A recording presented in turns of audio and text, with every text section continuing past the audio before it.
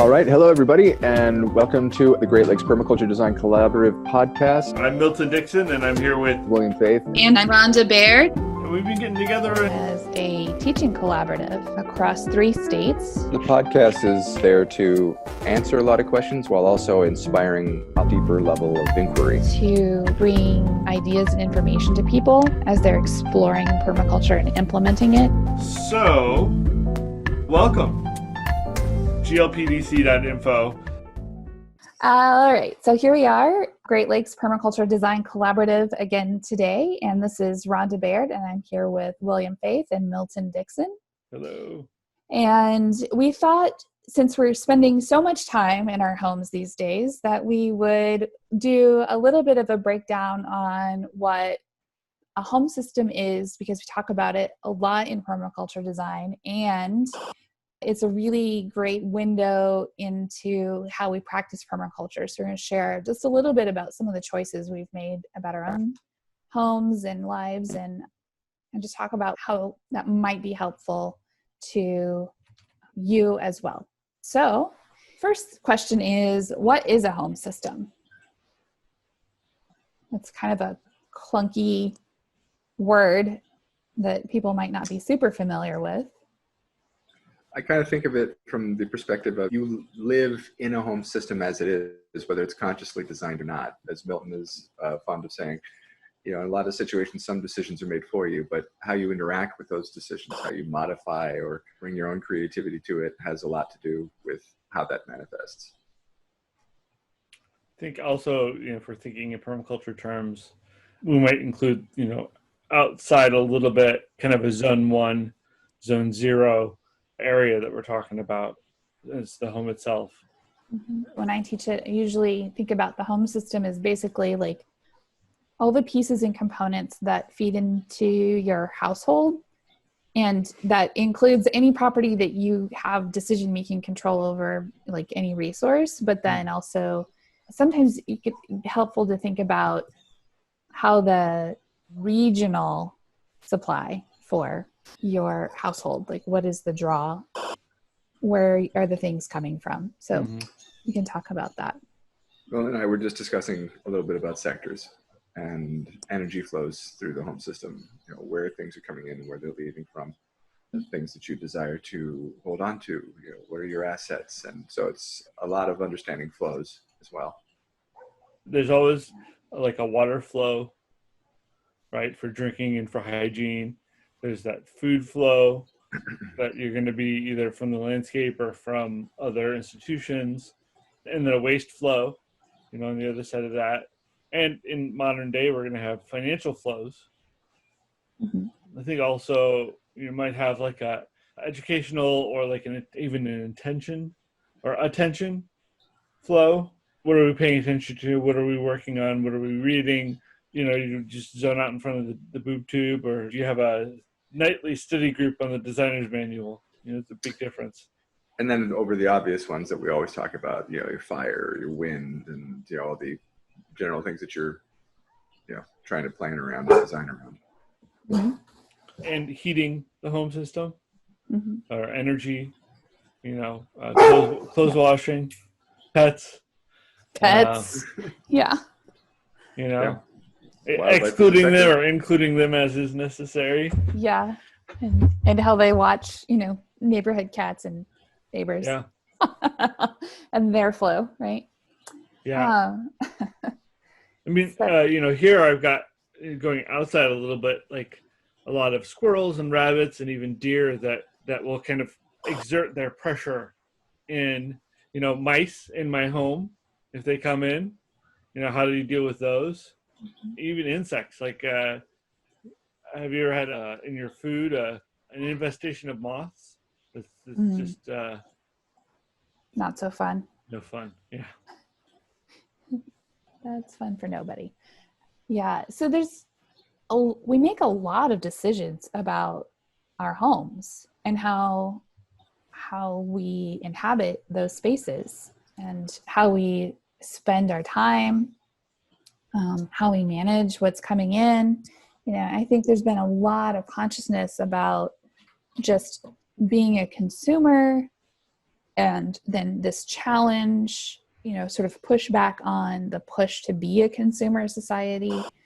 And in permaculture, one of the things that I've found really affirming and also exciting, because I like to create things, is to become a producer in my own home as much as possible. And not try to do everything, but to do things that I enjoy, that I can emphasize for myself and my own family, and then also share out or barter things of value to other people. Yeah. Hobbies in some sense, right? Mm-hmm. They're not your main profession necessarily, but they entertain you with materials hopefully brought to your home or sourced locally, and can create positive outputs that you could sell, you can give away to friends. Mm-hmm. Yeah. And there's I think a big trend that we encounter a lot is that there's a lot of people that approach consumer activism as an end in itself. And in permaculture, we talk so much about that exact thing, turning from a consumer to a producer as much as possible, as much as practicable. And practicable is the operative word there, because as you were saying, there are things that you may not have a natural aptitude for or not particularly drawn to. So it's just what makes sense within your situation and what your passion is, what's something that you feel that you're good at. Also pushing your own edges and, maybe learning something new or adapting a new skill to your situation, which is always a good thing. Also not being afraid to fail, try something and getting it wrong, whether it's food preservation or composting or whatever thing that you may not have a natural skill for, not being afraid to experiment. But then at the end of the day, the idea is not to do everything. It's not that you have to suddenly be this master of all skills and all things. At that point, it's when we start looking at that sort of zonation for your community, for the area that you're in, the things that you can produce and that you have the ability and desire to do so, by all means do. But if that's not the case, if you can only produce a limited amount of your own food and you have to rely on other means, then that's when we talk about zonation, and where you're going for CSAs and farmers markets as your first port of call, then stepping up to larger neighborhood groceries, and then your last resort is the big box thing out in the suburbs or some distance away. It's not that people never do these things, it's just that there's other options ahead of them. And so when we look at your zone map for your community, we bring those things to bear and look at those as just decisions that we make. Mm-hmm. We're coming from a place of an incredible amount of capacity that has been built up in a global system. And now it's beginning, those production lines are a little unsteady, and the transportation lines are probably going to get a little unsteady. And so when we start thinking about how to sort of rise to meet the moment, that home-based production, it helps us. And it also helps us think about like needs versus wants. Like, what do I need? Like, I might need a mask, for example, right now, or I might need hand sanitizer, right? I love that one of our local distilleries has been turning all of their product into hand sanitizer and making it available in my region. I just think that's really cool. But I don't necessarily need other things, right? And so everybody has to make that distinction about how they're managing what's coming into their home, what they're investing their time and energy in. When we sat down to look at what the household economy looks like, one of the big questions is, so one is, what is a home system? And that's sort of already defined. But the second is who are we living with? Because your home system looks different depending on who's in the house and what that looks like. Significant other. My daughter is 19 and she was over at a friend's apartment, not practicing social distancing so much, but what are you gonna do? I mean, but that household economy with two young women is very different from a nuclear family or a co-housing situation, right? So those production and consumption look different. Yeah, entirely different set of considerations. I'm like, hey, I'm doing a recording. She's like, I'm so sorry. So But that's I mean actually what we're talking about, right? Other people and how, do you have this space to use all to yourself, or are other people going to be in and out of it? Are they going to have to make use of it? How are you going to preemptively, like the awareness of what other people's needs are going to be, that they're going to want some space to do a project and to not just clean it up because it's in the way, or thinking about you making dishes and who's going to clean it next and what's going to happen, and when there's thought behind that and when there's not, Mm-hmm. Looking for those opportunities to integrate. Yeah. Or just getting everyone fed. Mm-hmm. All the beings, cats, dogs, kids, all kinds of plants, birds. Yep. Plants, yep. Yeah.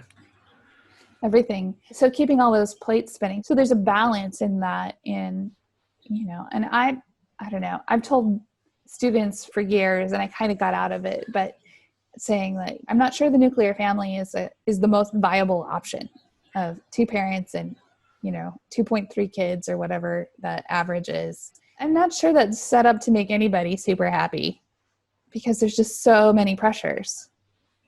I think that co-housing or multi-generational houses or those kinds of environments and home systems where it's a larger, more inclusive, collaborative environment can really help the home system thrive. If the coronavirus thing and quarantine or, social isolation is going to go on, I could really see people, hey, let's be a homestead together. Let's be a household together, just so I have someone to talk to and hang out with, or having groups of people like, I think like with your daughter going to a friend's house, there's kind of this element of managing risk. Like when hey, everyone in this household, the only time we've gone out is to go out grocery shopping, and that's been it. Whereas, your household, like, oh, well, my daughter's like, whatever, I'm just going to go to my friends. So then I would say, hopefully you're going to be open to me when you say, hey, we want to come visit. But my daughter, she's not been social isolating very well. And so maybe we should rethink that, or you should know before getting into that. And I think that's going to be again, that's taking care of the people around you, thinking ahead a little bit about what others' needs are going to be. Yeah.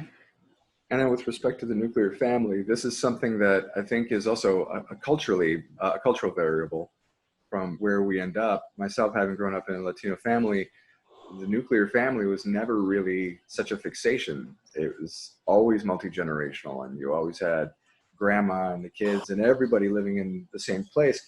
And where before, in the more standard American thing, there's this sort of pattern of 18 out the door and off you go to do your thing. That's not really so in a lot of other areas where there's this, in a lot of cases, kids will get married and still live with their folks and grandparents and everybody in one big house. I also think where you are and what your experiences are can vary based on place. Yeah, and I think a couple things that came to mind. One is one of the most successful co-housing efforts I've ever seen were a number of retired couples, like I think there were 4 or 5 of them, who their children had grown, and they had what I would call a McMansion in a wealthier suburb of Columbus, Ohio. And they shared the housing. They basically broke it up into smaller apartments with some common space. And then they shared all of that housing. And then there was always someone there to take care of the garden.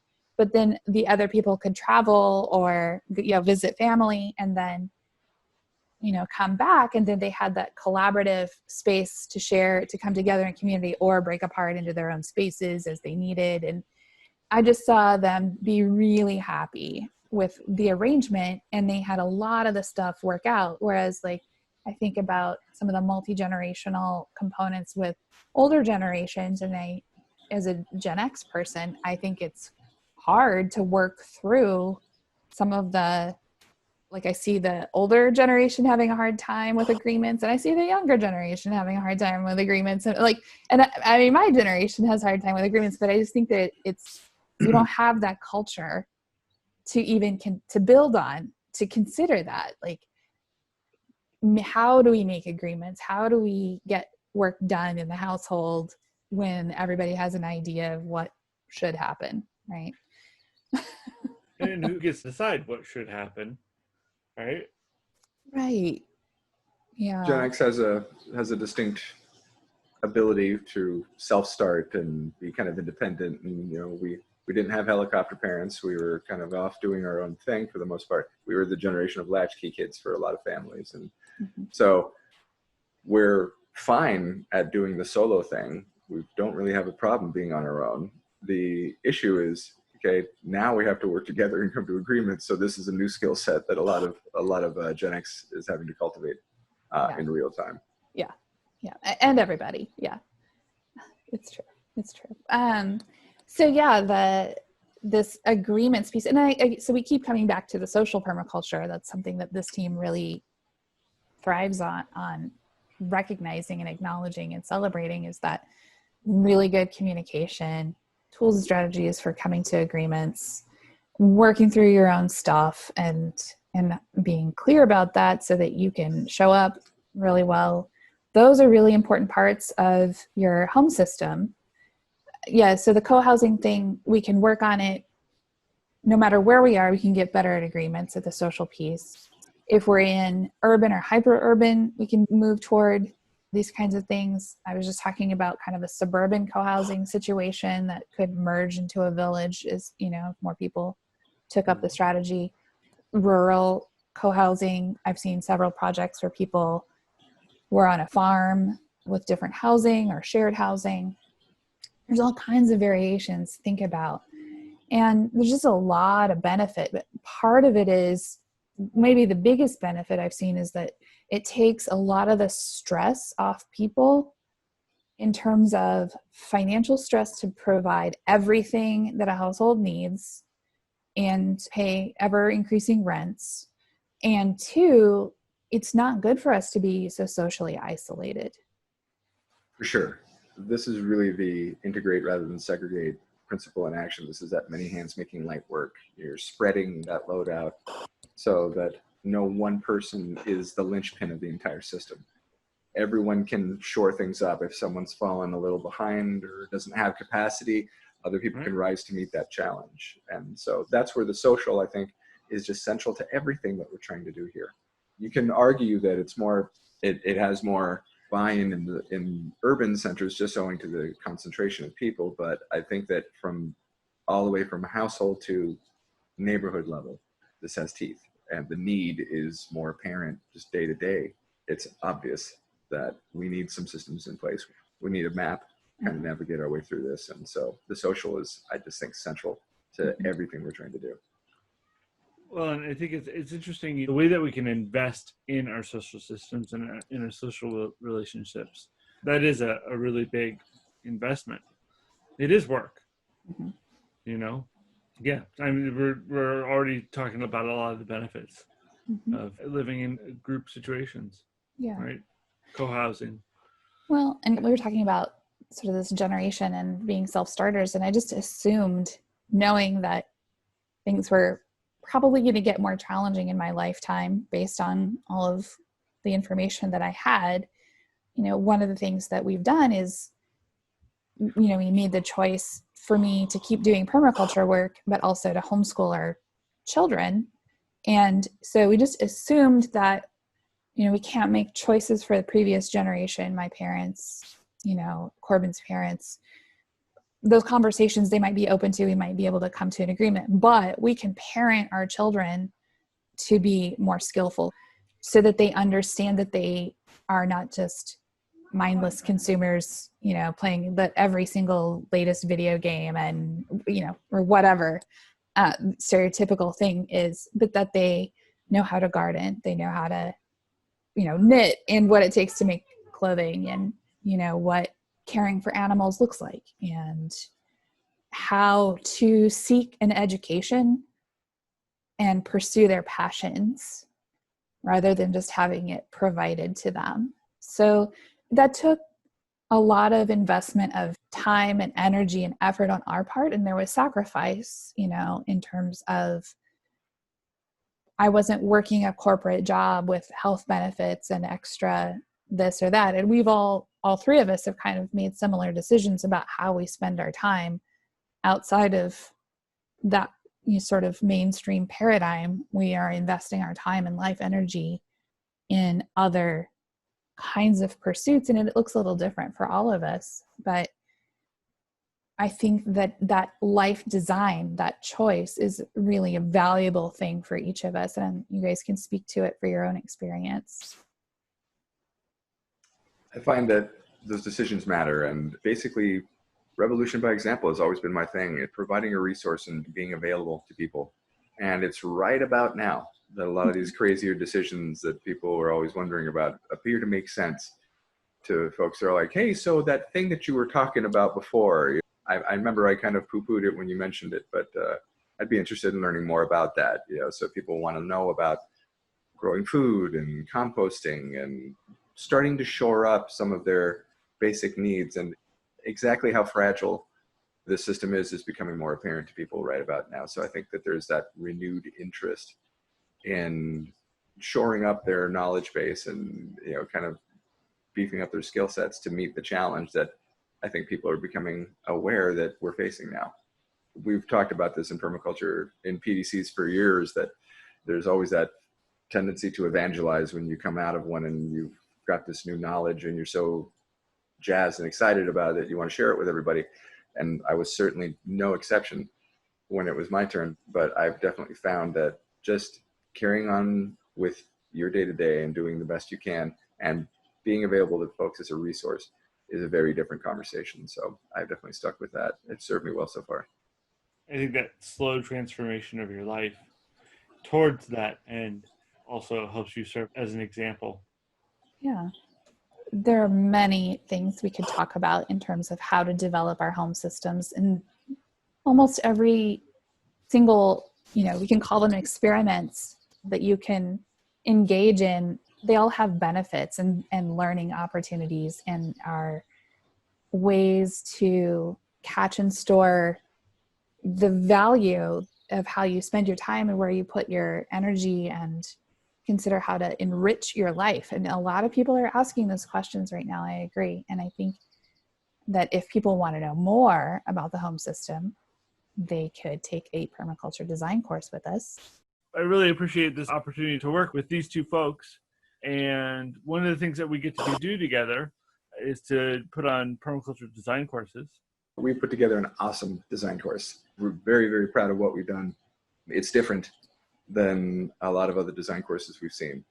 And I think that one of the strongest points that we have going is the chemistry between the three of us is unique. And there's three very different voices communicating the same information. So how you receive that information, it's going to differ for everybody. And that's one of the real strengths of this, I feel, is because we're coming from three different walks of life, but we're all connected on the central points. And as someone enrolled in the course, you're the beneficiary of that. So this is a definite opportunity to raise that skill set and to acquire a knowledge and an insight that will help you in the days ahead. Hope you can join us. So we got a permaculture design course coming up, and you can hear more of our banter in our introductory permaculture course. It's a survey of the topics that we cover in the PDC. We took the video cliff notes for most of the sections of the PDC that we created together and put them out to see if they could support people's permaculture learning and journey. So it's free to check out, and you can see what every student would see. So they're available to you to watch and see if you can gather any new insights from and put that into practice. And also, if you want to get a sort of condensed version or an opportunity to ask some questions of some of what we do here, we are doing a permaculture primer online. So there's information down in the show notes. So just go look there. There'll be a link for that. We're doing a 90-minute introductory walkthrough where we can go into some of that information and you get the opportunity to ask questions. So if you can join us for that, that would be great. GLPDC.info